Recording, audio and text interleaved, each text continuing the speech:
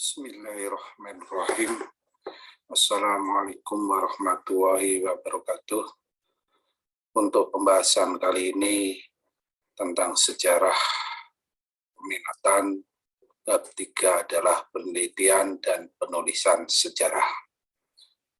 Perlu kita ketahui bahwa penelitian dan penulisan sejarah ini sangat penting untuk mengetahui di mana sebuah peristiwa secara nyata. Nah, oleh sebab itu, penelitian sejarah adalah sebuah penelitian yang dilakukan secara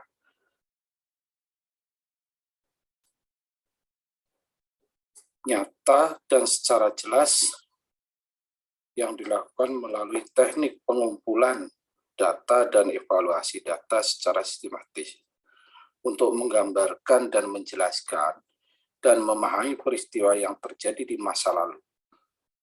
Maka dalam sebuah penelitian ini dilakukan untuk menguji kebenaran tentang kejadian tertentu di masa lampau. Penelitian sejarah ini terkadang bukan hanya sekedar mengumpulkan dan menyajikan informasi faktual.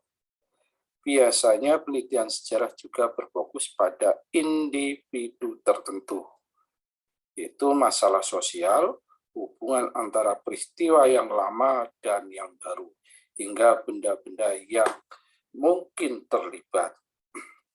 Ini dalam suatu pengertian sejarah.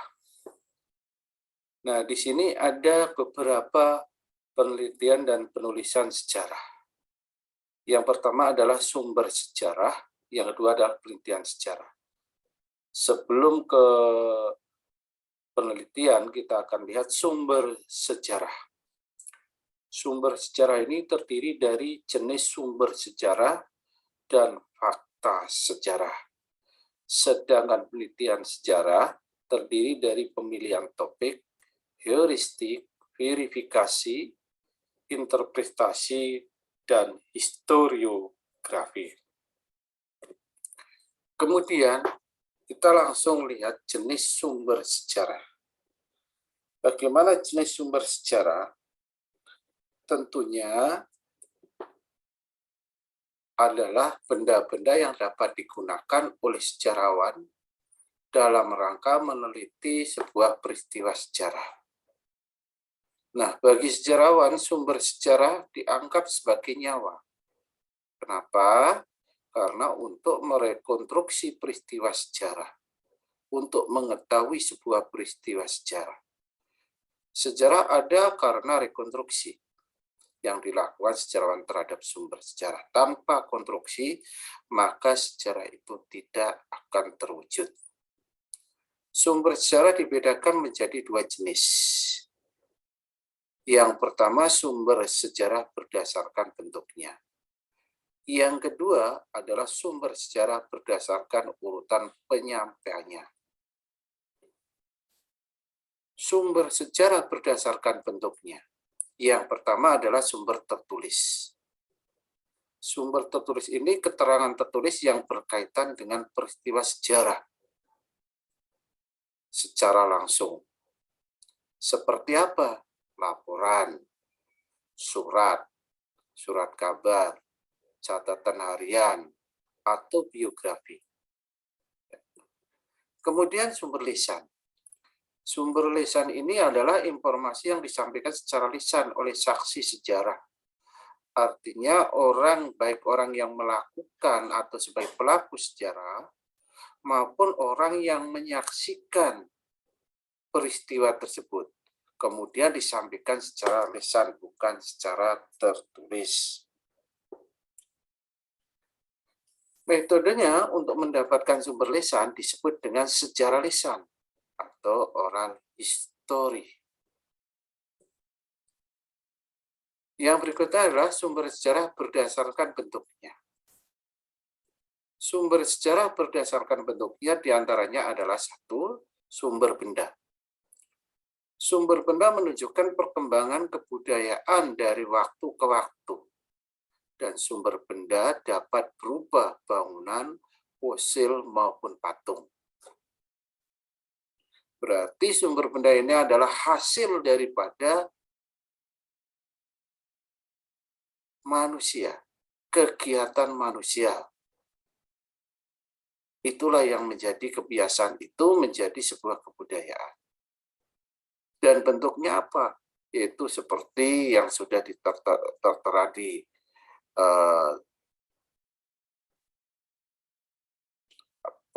penjelasan tersebut, yaitu seperti bangunan, fosil maupun patung. Kemudian yang kedua, sumber visual. Sumber visual itu adalah sumber yang berupa gambar. Di antaranya adalah foto, sketsa, ornamen, maupun lukisan. Kemudian yang ketiga adalah sumber audiovisual. Sumber ini berupa suara dan gambar. Di antaranya adalah film dokumenter sejarah, berita mengenai peristiwa bersejarah, maupun video dokumentasi. Sumber sejarah berdasarkan urutan penyampaiannya. Bagaimana klasifikasi sumber sejarah berdasarkan urutan penyampaiannya? Pertama adalah sumber primer. Adalah kesaksian langsung para pelaku peristiwa sejarah. Yang kedua, sumber sekunder adalah kesaksian dari seseorang yang tidak terlibat langsung dalam peristiwa sejarah. Sumber tersier berupa buku-buku sejarah yang disusun berdasarkan laporan penelitian para ahli sejarah. Nah, kalau kita simpulkan, baik sumber primer, sumber sekunder, dan sumber tersier ini saling berkaitan. Karena kalau sumber primer ini adalah orang yang memberikan penjelasan terhadap peristiwa tersebut adalah mereka melakukan sebagai pelaku sejarah atau tokoh sejarah.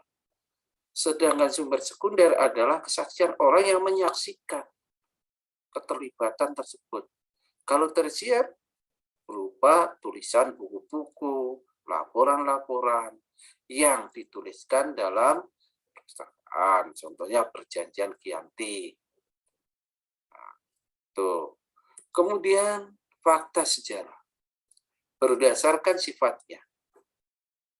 Ada fakta keras yang pertama. Artinya apa? Kebenarannya sudah diterima secara umum. Jadi sudah luas. Sudah meluas kepada masyarakat secara umumnya. Fakta lunak ini yang kedua, kebenarannya masih terbuka untuk diperdebatkan. Berarti masih ada yang perlu dibenahi, perlu diluruskan. Kemudian inferensi, ini yang ketiga, yaitu ide sebagai benang merah yang menjembatani antara fakta. Ide-ide ahli-ahli sejarah yang langsung berhubungan dengan fakta atau kejadian yang nyata. Kemudian opini yang keempat, yaitu pendapat pribadi yang tidak didasarkan atas pendapat umum. Jadi hanya pendapat pribadi.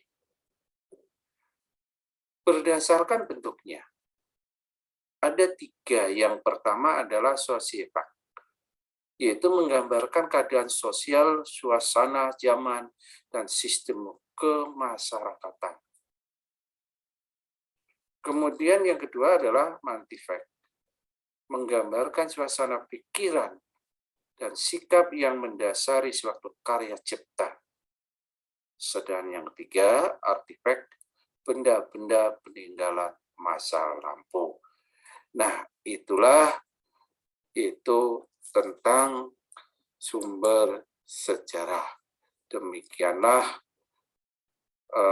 mengenai yaitu penjelasan dari bab yang ketiga. Terima kasih dan nanti ada kelanjutannya. Wassalamualaikum warahmatullahi wabarakatuh.